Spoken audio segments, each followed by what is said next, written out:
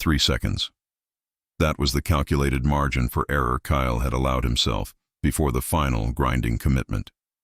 The air in the observation cell was stale, clinging with the residue of decades of recycled respiration and the sharp metallic burn of energized weaponry.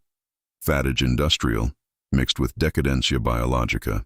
He ignored the slick grime on the floor plates, focusing instead on the pressure seal of the containment gate ahead, a massive bulkhead designed to withstand solar flares, not a single man's desperation. He was locked down, exposed, the synth leather of his worn gloves slick with a cold sweat that offered zero tactile advantage. He needed the surge. The system diagnostics had shown a near-zero window for override before the main power conduit cycled the magnetic containment field, locking him into the spectacle chamber permanently.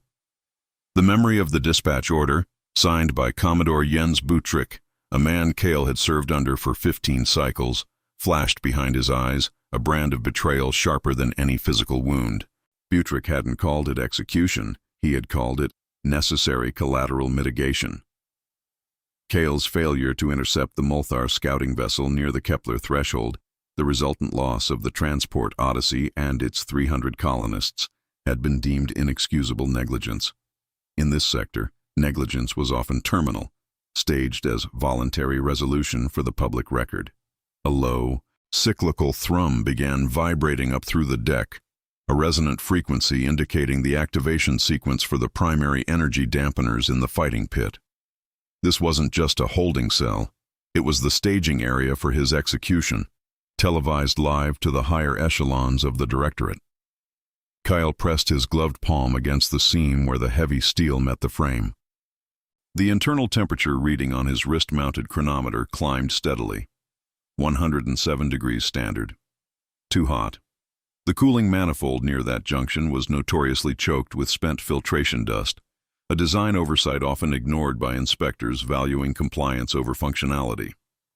He slammed the heel of his boot into the lower corner of the frame, hard, not relying on strength, but on the known vibrational sympathetic frequency of that particular grade of alloy.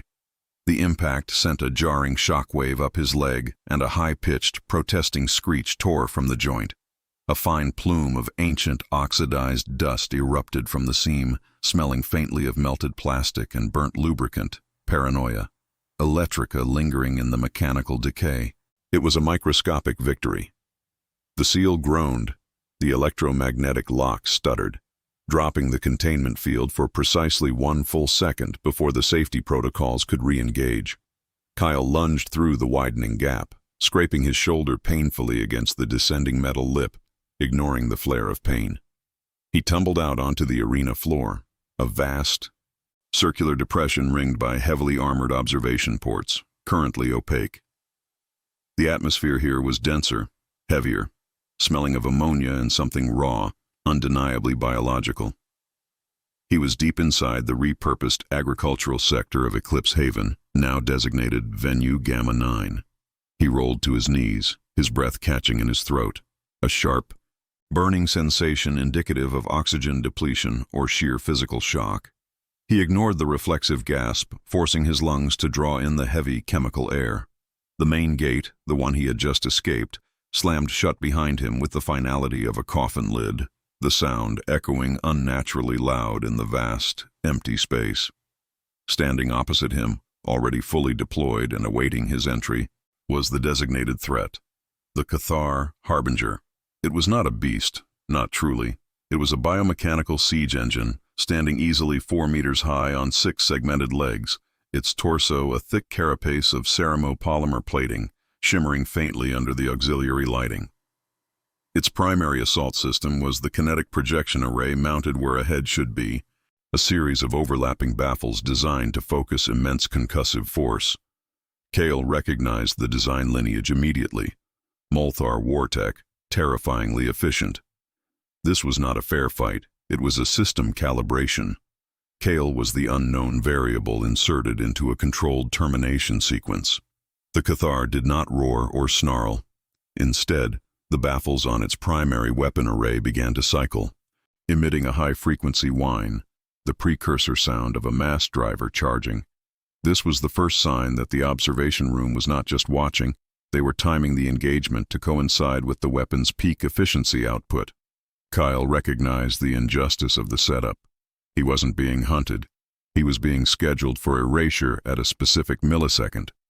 His survival depended not on courage, but on disrupting a technological countdown. He sprinted toward the center of the arena, pulling the dull survival knife, meant for freeing entangled synthetic ropes, from its sheath. A useless tool against armored plating, yet he held it. It was the only Terran technology he had been permitted to retain. The Harbinger tracked him with unnerving smoothness. The whine sharpened, moving into the audible spectrum, causing a dull pressure behind Kale's orbital sockets. He needed to interrupt that charge sequence, force a system abort, or the resulting kinetic pulse would vaporize him and scour the surrounding floor plating clean. He faked a hard right toward the perimeter wall, drawing the Harbinger's massive bulk into a predictable, momentum-heavy turn. The six legs churned, throwing sparks as the obsidian-hard tarsi scraped the metal. Then, he pivoted 90 degrees left, dropping low and initiating a desperate sliding maneuver directly toward the Cathar's primary support structure, the junction where the main carapace met the rear stabilization legs. It was a blind spot, only visible if one was positioned directly beneath the weapon's targeting arc. The Harbinger reacted slower than Kale anticipated. The kinetic array fired, but wide, an enormous concussive wave slamming into the empty space Kale had occupied microseconds before. The resulting shockwave hammered Kale flat onto the deck, the air driven from his lungs. The force of the blast vibrated through his very skeleton, a physical manifestation of systemic failure. He tasted the iron tang of fear mixed with the alkaline residue of his own strained saliva. He pushed himself up, his vision momentarily fragmented by the pressure surge. The Harbinger, momentarily unbalanced from its overcommitment, was cycling its targeting array again, its internal processing clearly struggling to reacquire the erratically moving target. It had been programmed for a predictable, retreating prey. Kyle was violating the parameters of the engagement. Kyle saw it then, a small panel, barely large enough to fit a human hand, situated low on the central spine of the chassis, its locking mechanism glowing a faint, warning amber, a secondary access port for field diagnostics, left unsecured by the haste of deployment. He didn't think about Alara or Buttrick or the injustice of the scaffold they had built for him. He focused only on the amber light, the single point of vulnerability in the cold, calculated perfection of the Molthar machine. He needed a direct electrical short, something immediate and catastrophic. He launched himself forward one last time, running directly into the machine's shadow, bracing for the next energy pulse. As the whine began to build once more, Kale jammed the dull, carbon steel tip of his useless survival knife directly into the amber port, leveraging the tool sideways with brutal force, twisting the casing until the metal shrieked in protest. The response was immediate and terrifying. Instead of the kinetic blast, a catastrophic surge erupted from the diagnostic port. Not fire, but pure, raw electrical energy arced across the Cathar's armored shell, turning the carapace a dazzling, incandescent blue. A smell like superheated ozone and burning insulation, intense paranoia electrica, flooded the arena. The Harbinger froze mid-cycle, its massive limbs locked rigid. A deep internal grinding sound, the sound of self-destruction initiating, echoed through the chamber. Then, the silence returned, heavier than before. The blue light faded, replaced by the dull dead gray of inert alloy. The Cathar Harbinger stood still, not collapsed, but simply powered down, permanently severed from its own operating system. Kyle stood panting over the inert machine, his knuckles bleeding where the knife had slipped against the hot casing. He had survived the first minute. But as he looked up toward the opaque observation ports, expecting the immediate deployment of security drones or an emergency override signal from command, nothing happened. No movement. No change in the ambient soundscape. The silence wasn't one of shock. It was the sound of a system that had failed to record the necessary data. The unseen observers had not only witnessed an unexpected outcome, they had failed to capture the data of that outcome, the specific choreography of how the Terran specimen had bypassed the engineered threat. Kyle realized with a chilling certainty that his survival was not the end of the test, but the catalyst for a far more complex and infinitely more dangerous reevaluation. If they couldn't quantify his victory, they would discard the protocol and deploy something that didn't rely on predictable failure points. The only sound now was the slow, agonizing hiss of leaking coolant from the inert Harbinger's severed connection joint, a sound that promised a cold, calculated response from those who held the ledger of acceptable losses. The hiss of the coolant was the only punctuation mark on the sudden, absolute vacuum of sound. Cale pushed away from the dead bulk of the Harbinger, his muscles protesting the sudden exertion. He moved with a stiffness that spoke of long confinement, his joints protesting the jarring impacts. He raised his hands, examining the lacerations on his knuckles, raw, weeping grooves in the synth leather. The knife, bent almost 90 degrees where it had bridged the critical circuit, clattered onto the floor plating, a piece of useless scrap metal immediately rendered irrelevant by the complexity of the threat it had momentarily overcome.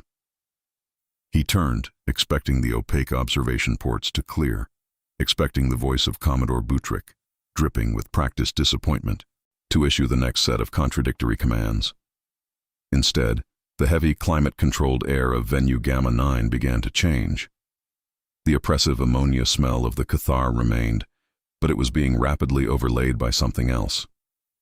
The sharp, dusty odor of ancient environmental decay, the smell of metal left unused for too long in stagnant conditions, mold and machine oil. Kyle recognized the shift in atmospheric composition before the lights confirmed it.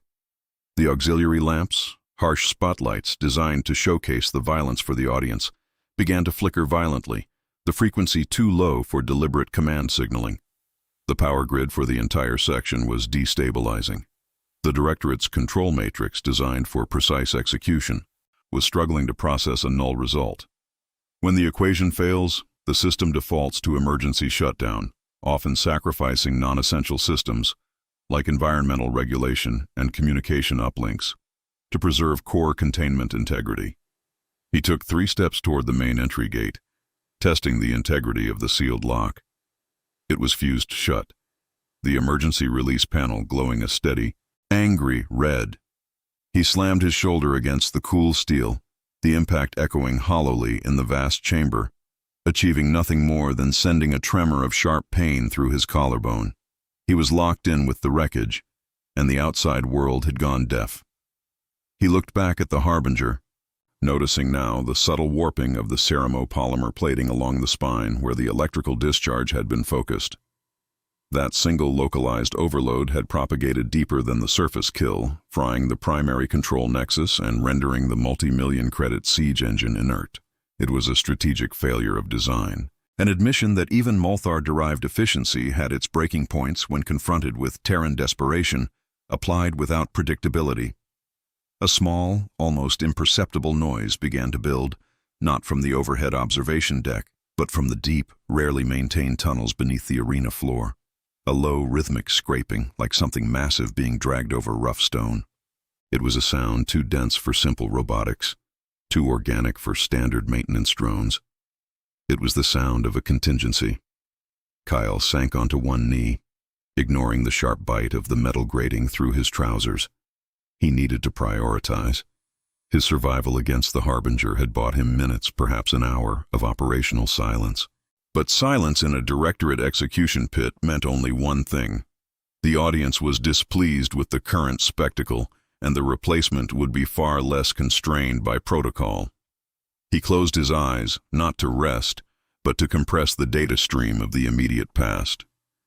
He saw not the monstrous outline of the Cathar, but the fleeting, clear image of Nyssa Gray, his former engineering chief, laughing over a cracked synthale 3 sectors ago, before the Directorate reassigned her to deep void infrastructure maintenance, a polite term for isolation. Nyssa had once pointed out a similar diagnostic port failure on an early defense turret, warning that overriding a failsafe without proper decoupling would trigger an entire sector lockdown, a measure designed to prevent unauthorized evacuation or, worse, unauthorized retrieval. The scraping below intensified, growing punctuated by heavy, wet thuds. The air grew noticeably colder now, the residual heat from the Harbinger's internal systems rapidly dissipating into the vast, stagnant volume of the pit. Suddenly, a single observation port, directly opposite where Cale stood, flared to life. It did not turn transparent. Instead, a single narrow slit of white light opened in the armored plate, a targeting aperture designed for precision energy dispersal, not observation. It was small, perhaps 10 centimeters wide, but the light emanating from it was focused, intense, and absolutely steady. A beam of coherent light, thin as a wire but carrying immense potential energy, lanced out from the slit. It did not strike Cale. Instead, it impacted the inert chassis of the Cathar Harbinger, not in a blast, but with a focused incision, tracing a perfect geometric pattern across the plating, a slow, deliberate line dissecting the machine's main power core. This was not a combat response. This was an assessment. The Directorate was sending a surgical unit, likely remote, to recover data from the wreckage, or perhaps to retrieve the asset that had caused the anomaly. They needed Kyle alive, but contained, and they were clearing the field for the extraction team. The thin beam continued its slow, methodical cut through the Cathar. Kyle watched, horrified, as the beam reached the primary coolant reservoir, severing the line cleanly. The remaining, highly volatile fluid, a mixture of metallic particulates and supercooled plasma, began to weep from the incision, pooling quickly beneath the enormous dead legs. Kyle scrambled backward toward the wall, his boots skidding on the greasy floor. The extraction team wasn't just clearing the wreckage. They were rendering it toxic, creating a hazard zone that would force him into a predictable bottleneck. He was trapped between the fused main gate and an imminent toxic dispersal. The beam paused its cut, lifting slightly. Cale knew what came next. The Directorate valued their retrieval specialists over the primary asset, him, by a factor of 3 to 1. They would clear the area using maximum non-lethal force calibrated only to incapacitate Cale, regardless of the collateral structural damage to the facility. He looked desperately around the curved walls of the arena. There were service conduits recessed every 40 meters, thick access hatches sealed with industrial magnetic locks, usually only opened for heavy cargo rotation. One of those hatches represented the only chance to escape the kill box before the extraction team decided containment was too expensive to bother with. He sprinted toward the nearest service hatch, his lungs already burning with the heavy, filtered air. As he reached it, the targeting beam from the observation port retracted with unnatural speed, and a new sound replaced the scraping below. A pressurized thump directly above him, on the roof plating of the arena, indicating the deployment of high-density magnetic grapples. They were bringing the extraction team down, and they were landing precisely where he was headed. Kyle stopped dead, his hand hovering inches from the emergency release lever of the service hatch. The injustice of it tightened his chest, not the initial betrayal by Butrick, but this calculated, cold indifference now. He had performed the impossible, yet the system merely adjusted its parameters, treating his ingenuity as an unexpected variable to be neutralized, not a success to be celebrated. He was not a soldier who had won a battle. He was a faulty sensor that had returned an anomalous reading. He glanced back toward the still, silent body of the Cathar. The pool of leaking plasma was spreading, reflecting the sickly white emergency lighting. If he opened the hatch, he faced immediate capture or incapacitation from above. If he stayed, the leaking coolant would reach critical temperature stability within minutes, initiating a localized plasma cascade that would melt through the floor plating and likely fuse him to the deck. He had to choose between the visible, immediate threat descending from above or the silent systemic threat beneath his feet. He gripped the cold metal of the hatch lever, his breath catching. The scraping sound from below was now accompanied by a low, deep humming, the sound of the extraction team's environmental stabilization field engaging, ready to scoop up a stunned, captured specimen. He had seconds before the tactical insertion team breached the roof plating. Kyle closed his eyes, took one shuddering breath of the foul air, and pulled the lever hard, ignoring the searing pain in his shoulder, committing his fate to the darkness beneath the floor.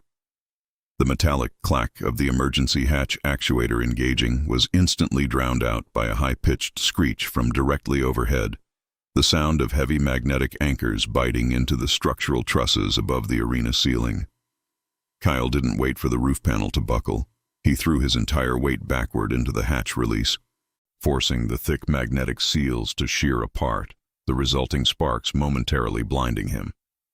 He tumbled into the narrow service duct, the atmosphere below a suffocating mixture of ozone, heated metal, and a sharp, almost mineral stench. The smell of deep-level excavation and unshielded geological vents. He landed awkwardly on a maintenance catwalk suspended over a chasm. The structural integrity of this sublevel was clearly compromised. The metal grating beneath his boots vibrated unevenly, singing a tense high note under his weight.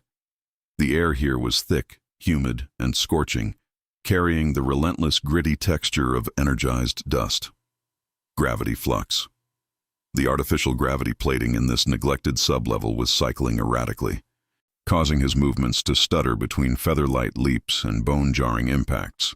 He risked a glance upward. Through the breach he'd made, he could see the extraction team, two figures clad in obsidian environmental suits, deploying heavy synthetic restraints toward the now empty arena floor. They paused, their helmet optics catching the residual glow of the Cathar's severed plasma line. One figure pointed toward the hatch Kale had vacated. A low synthesized voice crackled faintly through the ventilation shafts, barely audible over the structural groans. Asset 3 breached containment via sublevel access. Non-lethal recapture protocol confirmed. Maintain stabilization field. Kyle knew what non-lethal meant to a directorate retrieval specialist. Immediate systemic shutdown via neural scrambler, followed by indefinite storage until the anomaly could be analyzed or purged. He was not going back to be shelved as a failed variable. He pressed himself against the closest bulkhead, his skin slick with sweat that evaporated instantly in the localized heat spikes caused by the failing gravity plating. He needed to move laterally, away from the insertion point, but the catwalk was narrow, designed only for slim maintenance drones. He spotted a console bolted into the wall 20 meters down the line, a relic from the original construction schematics, labeled Environmental Zone 3, Primary Ventilation Control. If he could access it, he might be able to force a rapid depressurization of the arena above, creating enough atmospheric chaos to disrupt the extraction team's sensitive stabilization fields and buy himself time. The risk was immense. Forcing a sudden pressure shift in this sublevel could shear the catwalk supports entirely. As he started crawling, utilizing the intermittent gravity dips to propel himself forward in short, lurching bursts, the low scraping sound from the deepest tunnels below roared back to life, louder, closer. This wasn't a retrieval team.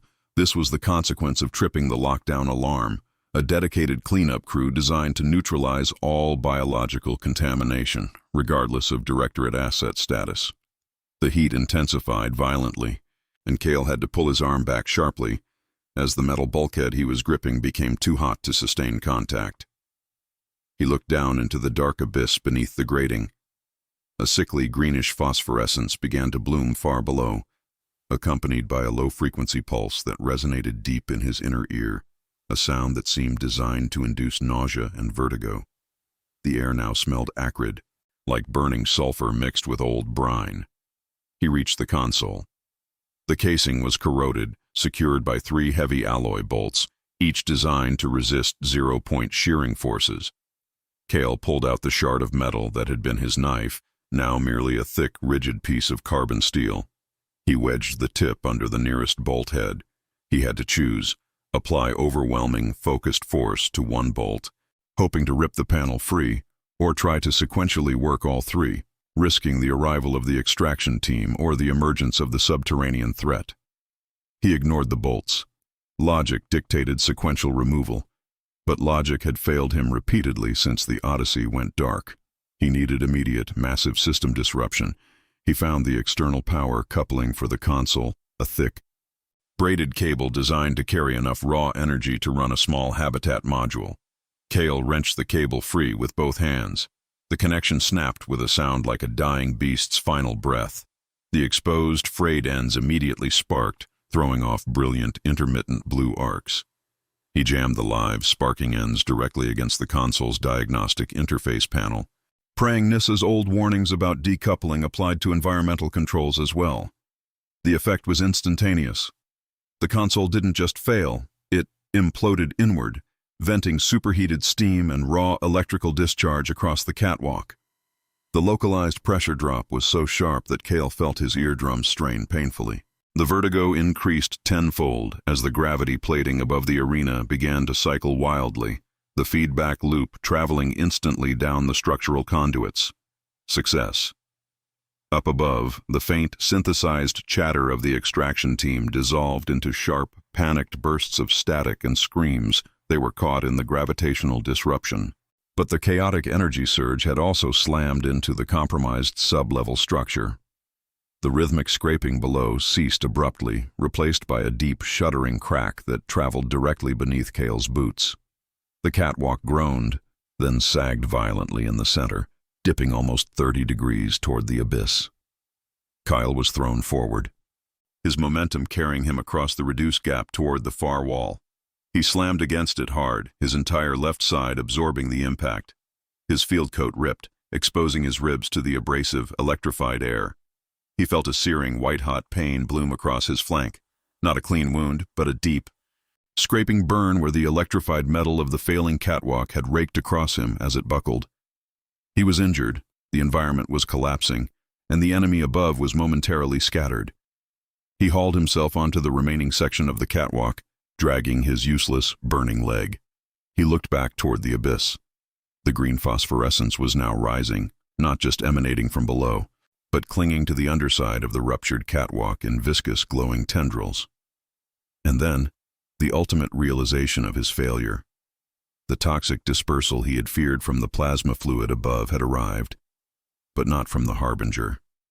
The caustic, supercooled plasma, reacting violently to the electrical surge Cale had unleashed, was reacting with the ancient, corrosive gases rising from the deep tunnels.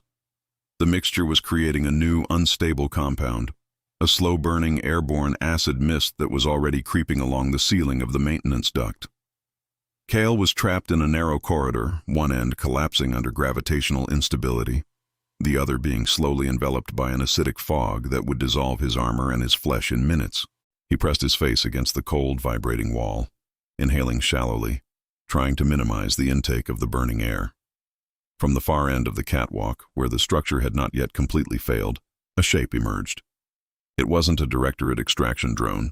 It was lower to the ground, broader, moving with the unsettling fluidity of something that navigated gravity fluctuations naturally. It was vast, six-legged and armored in dull obsidian plating that absorbed the erratic light. It was larger than the Harbinger, and it moved with a chilling, predatory silence, its massive head, a single reflective lens, fixed directly on Cale's position. This was the contingency force, the deep-level cleanup, and it had just found the source of the thermal and gravitational anomaly. Cale recognized the biosignature from old classified Molthar threat assessments, a void lurker, a species bred specifically for zero-G siege operations, utterly immune to localized gravity shifts, and notoriously resistant to energy weapons. It was not here to capture the asset.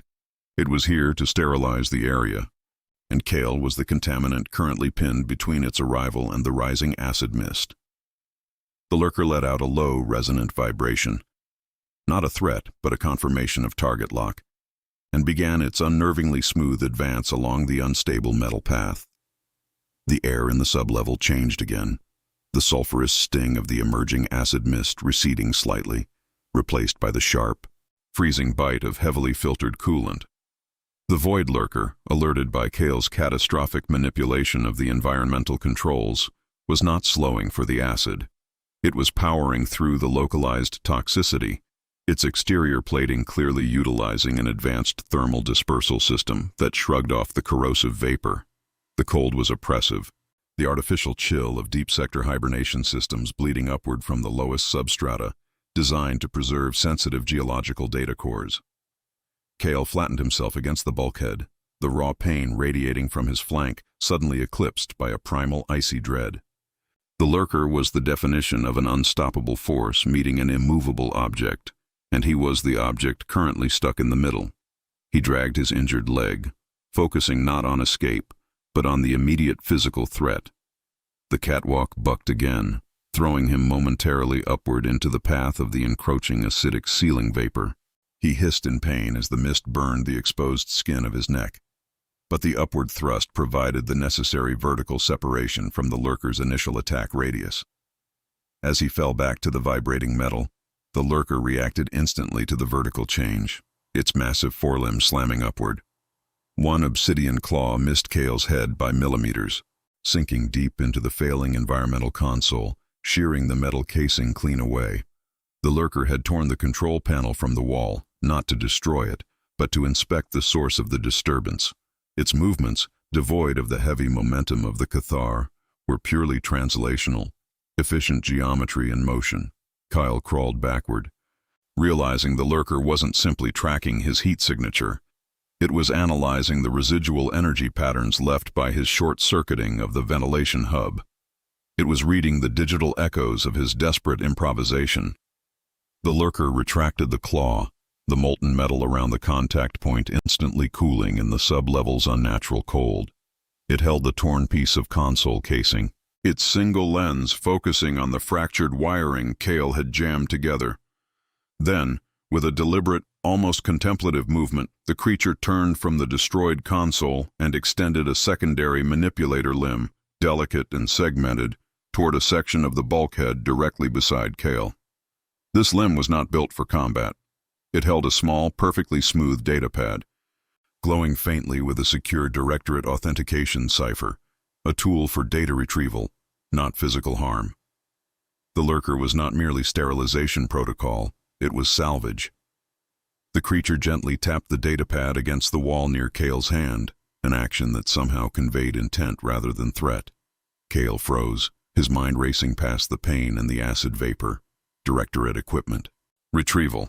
This was not a blind cleanup. This was a recovery operation targeting specific data Kyle possessed, data that the extraction team above had clearly failed to secure. He forced himself to meet the lurker's single lens. "What data?" Kale rasped, his voice raw from the air quality. The lurker did not respond verbally, but the datapad began projecting a low-frequency holographic image onto the damp wall beside Kale's head, bypassing the atmospheric distortion. It was not a Multhar schematic or a Directorate manifest.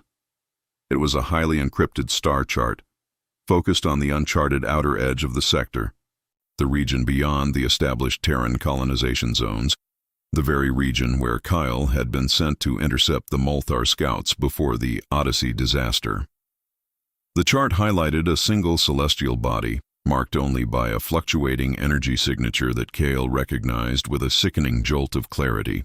The unique, non-standard radiation profile of a warp-dampening field generator, one of the highly experimental, near-mythical devices built by the Terran Science Corps generations ago to secure the core systems from faster-than-light incursions. Kale stared at the image. The Directorate claimed these devices were inert, decommissioned failures, relics of the early expansion wars. They certainly weren't supposed to be active, hidden in the deepest void beyond known patrol routes. Then the image shifted. Beneath the warp dampener signature, another marker appeared, pulsing steadily. A coded identification beacon, one Kale knew intimately. It was the beacon signature used by deep-cover sleeper cells within the Science Corps, cells that had been officially purged for sedition 2 decades prior. Long before Kale was assigned to active duty, one name from the old purge list surfaced in his memory, a name linked to the Odyssey incident in Whispers. Commander Lyra Vance, presumed deceased. The betrayal hit Kale with the force of the Harbinger's concussive blast. The Odyssey hadn't been lost to Kale's negligence. It had been lured, intercepted, or perhaps even deliberately sacrificed near the Multhar scouting zone to draw Directorate attention away from whatever clandestine operation Vance's faction was running out here. Buttrick hadn't been punishing him for failure. He had been silencing Kale, ensuring he couldn't link the failed mission to the resurgence of a purged faction hiding behind a functioning warp dampener. The injustice of the frame-up solidified into cold, hard strategy. Kale was not a victim of bad luck. He was a loose end in a complex political assassination masquerading as a military campaign. The lurker retracted the datapad slightly, the holographic projection remaining fixed on the wall. It was waiting. It had shown Kale the truth not to save him, but to offer a choice dictated by the needs of its handlers, Vance's cell. The choice presented itself with brutal clarity. If Kale cooperated, he could potentially find the truth about the Odyssey and secure evidence against Butrick and the Directorate hardliners who controlled the sector.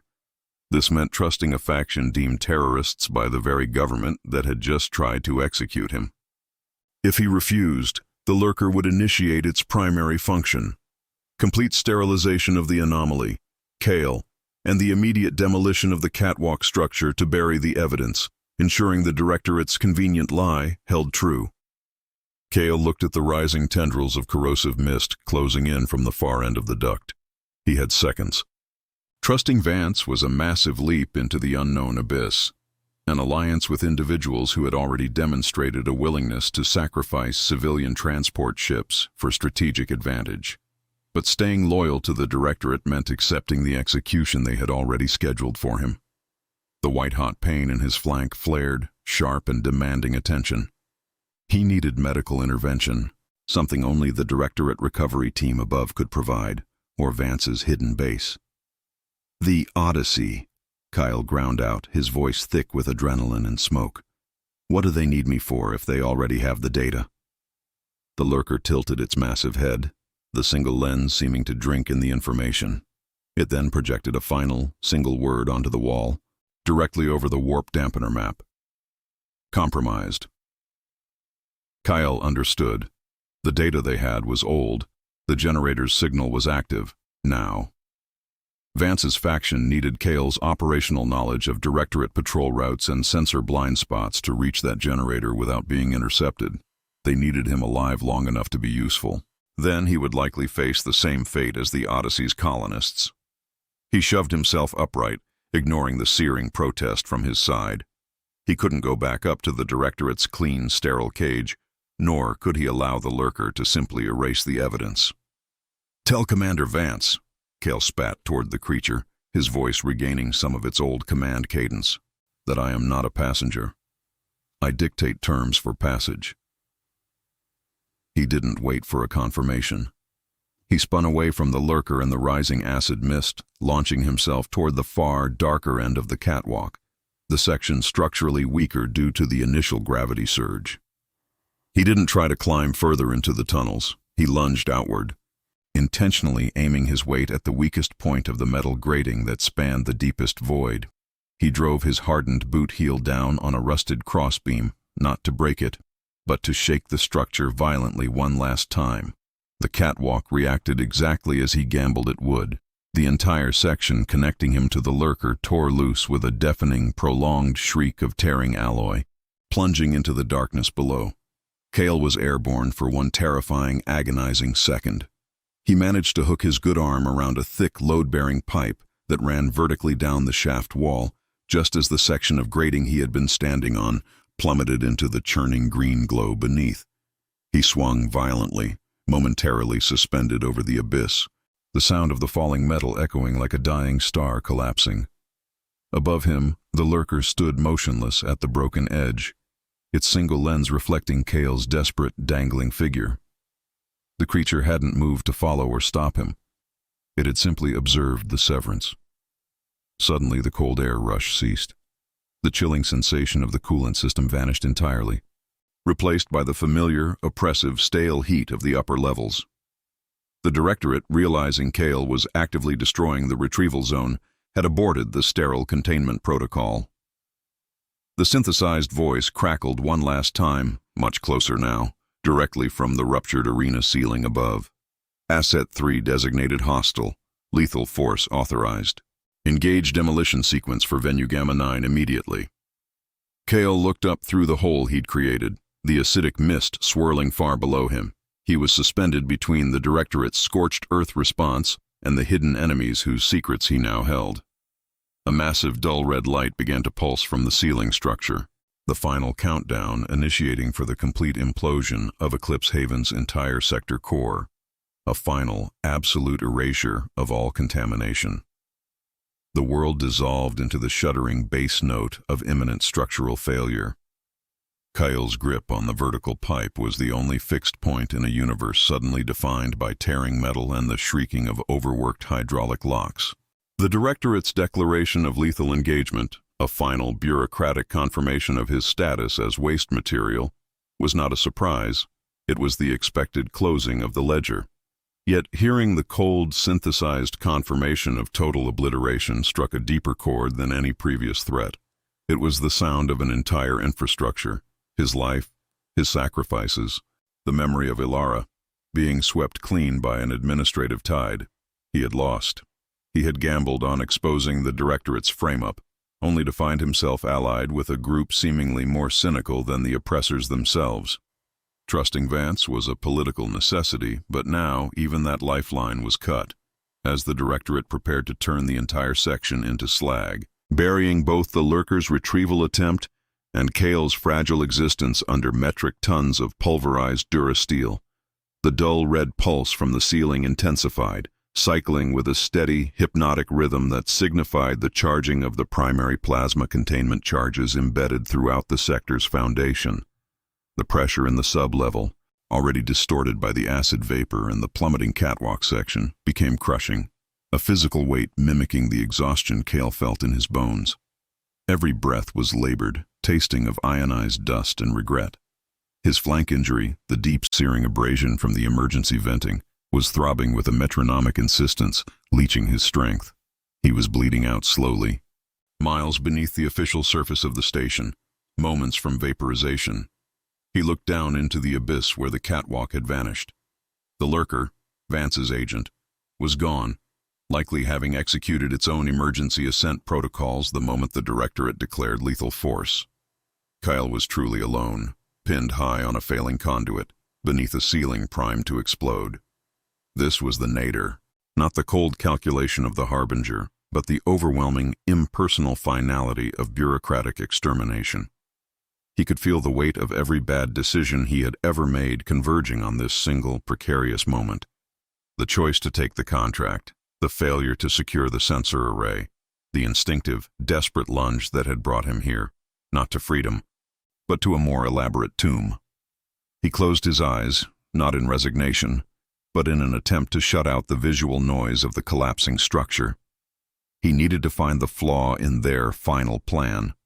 The Directorate was ensuring total destruction of Venue Gamma 9 and its immediate surroundings to eliminate the evidence of the attempted recovery. But total demolition required time, sequence calibration, and a clear fail-safe route for the main power conduits.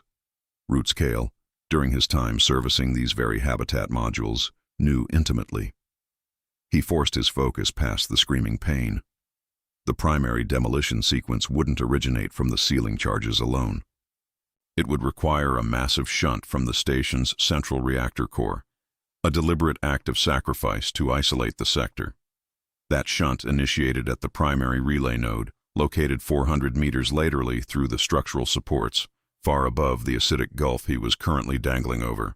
If he could reach that relay node before the sequence completed, he wouldn't stop the explosion. That level of energy dissipation was beyond any manual override he could execute. But he could perhaps reroute the energy surge, divert the overwhelming destructive power away from the station's core, and shunt it into something external, something useful. The realization was not a surge of hope, but a cold, hard necessity born of utter desperation. He wouldn't survive the physical transition, but he might, just might, send a message, a final piece of data, beyond the reach of Buttrick's immediate sensors. Kale shifted his weight, testing the tensile strength of the pipe he held. It was thick, insulated coolant transport, designed to withstand immense pressure differential, perhaps enough to support him for a single terrifying traverse.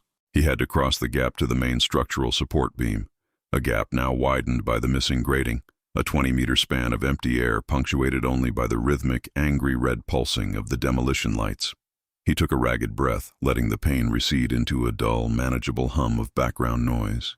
He oriented himself toward the nearest major vertical strut, a massive pillar that disappeared into the blinding white steam of the lower levels and rose toward the structural scaffolding above the arena ceiling.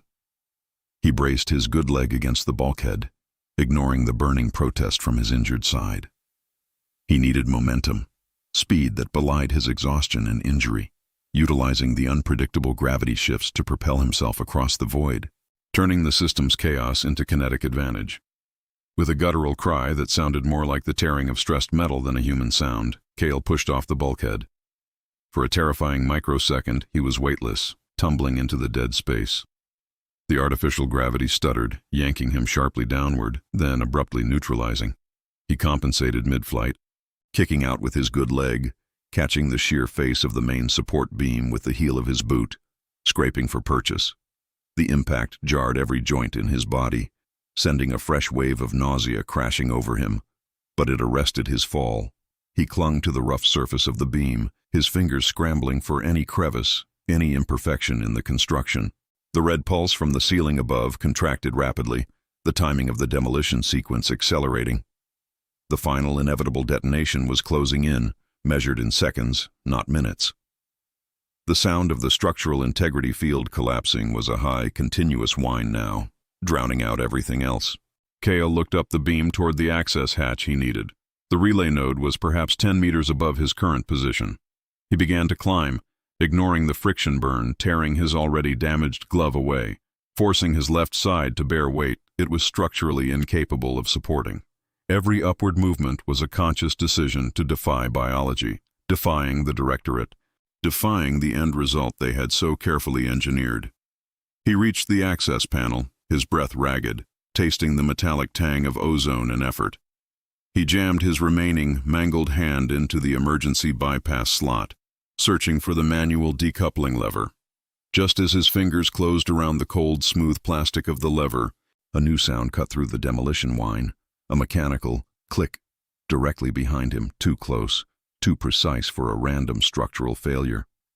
Kyle froze, every muscle locked. He didn't dare turn. The lurker, or perhaps a newly deployed directorate drone, had anticipated his move toward the power relay, the only place where a desperate, cornered survivor could attempt to inflict terminal damage on the system. A thin, high-pitched whine began emanating from directly behind his back, the sound of a precision energy cutter spooling up for a final, targeted incision. He was exposed, trapped between the imminent sector collapse and the surgical precision of an enemy that had just confirmed his identity as the primary threat, not the asset. The final choice was made. Act now, or be erased silently by the cleanup crew before the main explosion could even claim him. He gripped the lever, knowing the slightest deviation would draw the killer's blade. Szybkie sprawdzenie transmisji. Podaj swoją lokalizację w komentarzu. Federacja rejestruje każdą planetę, która wciąż odbiera sygnał. The high-pitched whine behind him was the sound of inevitability, a focused sonic blade seeking the weakest point in his spine. Cale did not pivot. Turning would shift his weight distribution and invite the immediate severance of his limb or his neck. He remained locked onto the access panel, his focus channeled entirely through the fingertips of his remaining functional hand, currently clamped around the manual decoupling lever of the primary shunt relay. He knew that the Directorate's counter-response, likely a streamlined autonomous extermination unit, would be faster and more precise than any sentient hunter, programmed for immediate threat nullification without regard for collateral damage. He ignored the searing friction where the metal of the beam bit into his flesh. Instead, he pressed his cheek against the cold, vibrating panel, using the vibration feedback to map the interior mechanisms. The lever was electronic, shielded, requiring a coded sequence input before it would engage the full reroute. His access codes were wiped clean by the security sweep hours ago, but Cale remembered the outdated field maintenance protocols for this generation of reactor shunt, a forgotten system from the era before the Directorate fully centralized control, a system reliant on physical stress rather than digital authentication. It was a back door meant for emergency repairs by low-level technicians who rarely had clearance for the digital keys. He did not pull the lever. He shoved it sharply inward, hard against the resistance of the actuator, then immediately pulled it outward, locking it in the intermediate position. The system registered the forced input as a catastrophic hardware error, not a command. This was the moment of leverage. The whine behind him intensified, momentarily shifting pitch as the cutting tool adjusted its focus, locking onto the thick insulation protecting the main power conduit running alongside the structural beam just below Cale's right leg. Cale jammed the dull tip of his survival knife, the same crude instrument he had used on the Cathar, not into the relay panel, but into the fine seam of the coolant pipe running parallel to the main power line. He didn't try to cut it. He merely leveraged the tip against the seam, using the pipe itself as an anchor point to increase the torque on the lever. He pulled the lever hard toward him with a grunt that tore raw air from his burning lungs. The lever clicked into place, engaging the manual bypass. The energy surge, the scheduled core overload meant to vaporize Sector Gamma 9, did not stop. Instead, the redirection protocol engaged. The energy flood was violently shunted away from the facility's internal structural supports and redirected into the single, external transmission conduit Cale had identified moments before. The effect was instantaneous and devastating. The high-pitched whine behind him ceased, replaced by a sound exponentially louder. The sound of an immense electrical current meeting absolute resistance. The energy cutter, designed only to slice through durasteel, became a conduit for an overwhelming feedback pulse from the main shunt. Cale felt the heat on his back before he saw the light. The small termination unit disintegrated in a silent, blinding flash of white-hot plasma, vaporizing everything within a radius of perhaps 1 meter. Cale was thrown clear, not by the explosion itself, but by the explosive decompression as the pipe he was leveraging against ruptured completely under the sudden, uncontrolled backflow of coolant and energy. He tumbled away from the beam, not downward into the abyss this time, but sideways, smashing violently against the metal framework of the upper staging gantry, the very scaffolding that supported the main observation deck above. He landed hard on a narrow, grated walkway, the impact driving the air from him in a painful rush. The secondary injury, the one on his flank, tore open, and he tasted the sickly sweet, coppery flavor of his own life force mixing with the acrid stink of burned electronics. Silence descended, not the absolute quiet of the Cathar's demise, but a relative lull in the escalating emergency. The furious red pulsing of the ceiling charges had stopped. The primary demolition sequence was interrupted, the necessary current having been diverted into an external burst, overloading the monitoring systems meant to confirm the sector's destruction. Kyle pushed himself onto one elbow, his vision swimming against a curtain of sweat and soot. He was alive. The Directorate's plan to cleanly erase him had backfired into a massive, localized power surge that would certainly register on external sensor arrays, a data spike that Jens Butrick would have to explain away, a permanent scar on the operational logs. But the victory was hollowed by the wreckage surrounding him. He was positioned high above the arena floor, but the debris field beneath was chaotic. Where the observation deck had been, there was now a gaping, skeletal maw of twisted metal. The energy feedback had surged through the structural supports that held the command crew, including Commodore Butrick, in their observation posts. He looked down. The main observation window, the one designed to withstand a small tactical strike, was gone. In its place was a jagged, smoking hole. Fragments of transparent alloy, mixed with what Cale recognized grimly as synthetic bone plating, the external armor of Directorate personnel. The message he had intended to send had been delivered, but it had taken out the entire witness stand in the process. He had accomplished tactical sabotage, but at the cost of eliminating any potential leverage he might have held over Butrick or his immediate subordinates. He hadn't exposed corruption. He had simply enacted mass execution, making him irrevocably a fugitive, a destroyer of station assets, and a murderer in the eyes of the remaining command structure. The line between victim and villain had been utterly dissolved in that surge of redirected plasma. Cale forced himself to sit up, swaying precariously on the narrow grate. His chronometer was cracked, displaying only static, but he could feel the change in the station's ambient temperature, a slow, methodical warming that meant the primary reactor core, temporarily relieved of the scheduled overload, was returning to nominal power levels. The immediate threat of vaporization was gone, replaced by the threat of methodical targeted manhunt. He scanned the devastation. He had managed to survive the system designed to kill him, but in doing so, he had vaporized the evidence of the frame-up, the witnesses to Vance's involvement, and any chance of a clean slate. He was now isolated, injured, and standing in the smoking ruins of a critical infrastructure sector, surrounded by the unrecognizable remnants of the command crew he had been trying to discredit. Then, from the darkness beneath the gantry, a sound that cut through the ringing in his ears. Not the hiss of steam, nor the groan of stressed metal, but the faint, rhythmic clack, clack, clack of magnetic servo feet engaging the decking below. It was slow, deliberate, and utterly unhurried. Kyle dragged himself backward across the grate, his wounded side screaming in protest. The Directorate had lost the battle for Sector Gamma 9, but they clearly hadn't lost the war for their containment of the threat. Whatever was moving down there was not a panicked security drone. It was something methodical, something designed to clean up not just the debris, but the anomaly that caused it, and it was coming for the only moving target left in the ruins. Kyle knew, with chilling clarity, that the true test, the long, agonizing flight into the unforgiving darkness of the outer systems, had only just begun.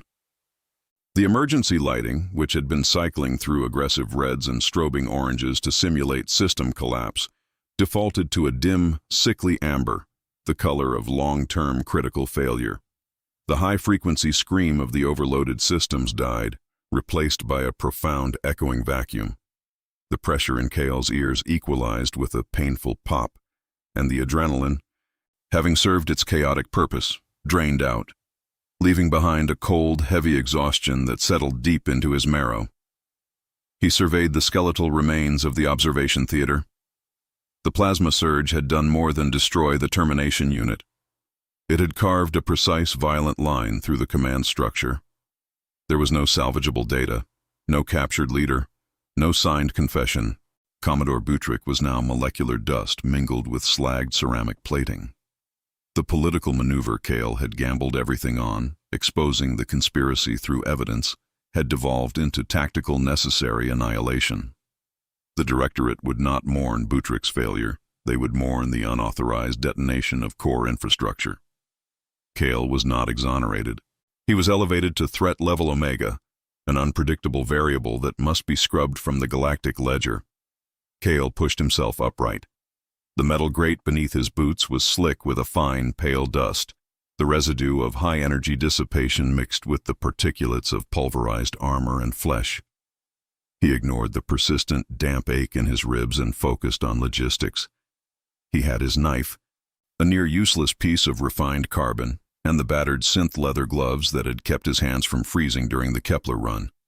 Everything else, his uniform, his credentials, his past identity, was incinerated or accounted for as lost collateral. Nisa Gray, the engineer who had helped him chart the old shunt protocols before she was transferred to deep space calibration, was likely safe, miles away from this quarantined sector, oblivious to the pyre he had built in her honor. He moved to the edge of the gantry, looking down into the bowl where the Cathar Harbinger still stood, a 4-meter monument to failed programming. Its inert bulk was a massive liability now. It blocked the primary access ramp, and its presence would draw recovery teams within the cycle. Kyle had to move. Not toward rescue, but toward the deepest shadows available. He secured the survival knife into his boot sheath. There was no time for self-pity, no energy for recrimination. The immediate future was a question of velocity and obfuscation. He began traversing the catwalks toward the auxiliary ventilation shaft access point, a maintenance choke point known to be minimally monitored due to its high radiation signature near the secondary coolant loop. A calculated risk. Avoid the primary patrols by embracing a zone the Directorate considered undesirable. As he reached the maintenance hatch, the sound below shifted. The slow clack, clack, clack had stopped. The magnetic servo feet were now silent. Instead, Kyle heard a new sound, faint but chillingly distinct. The smooth, near-silent articulation of hydraulics deploying within the structure of the defunct Harbinger chassis itself. It was not an external recovery unit. It was an emergent protocol, a fail-safe mechanism built into the Molthar technology that Kyle had bypassed. He paused, his breath shallowing. The machine hadn't simply shut down. It had initiated a secondary, localized containment subroutine, using its own frame as a mobile barrier, locking down the immediate area until the systemic error could be isolated and purged. The threat hadn't been vanquished. It had simply integrated the loss into its operational parameters. Kyle yanked the hatch open, the seal groaning in protest. He dropped into the vertical shaft, the rough metal rungs biting into his palms. He did not look back at the dead silence of Sector Gamma 9, knowing that silence was merely the Directorate holding its breath, calculating the exact cost of his survival. He descended, the recycled air growing thick and tasting faintly of ozone and old lubricant, the same paranoia electrica that had clung to the observation cell floor when this began. The journey out of the station would be slow, agonizing, and punctuated by the need to bypass systems that were now twice as vigilant, twice as unforgiving. He was no longer a scapegoat. He was the ghost in the machine. The error the Directorate would dedicate untold resources to correcting. Kyle descended another 30 meters, the amber emergency lights giving way to true blackness, illuminated only by the faint, distant glow of the station's core activity far below.